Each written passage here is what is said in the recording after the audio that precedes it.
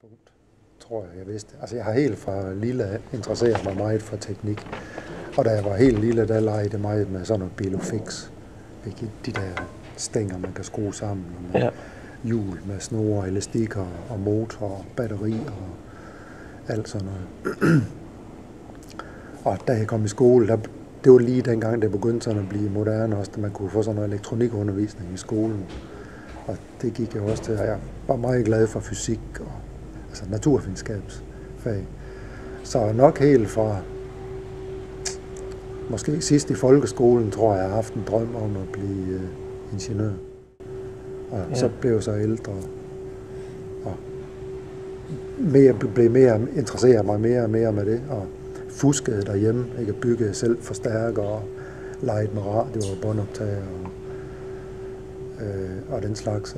Og mens jeg gik i anden real gymnasiet eller sådan noget, så tog jeg licens som radioamatør. Og så tog jeg sådan en matematisk studentereksamen.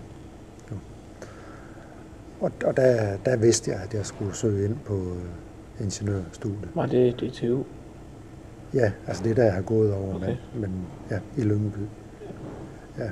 Så var jeg jo så ude at søge arbejde, og jeg søgte hos Storno i København, ude på Amager i København, dem der lavede sådan nogle taxa, radioer og den slags.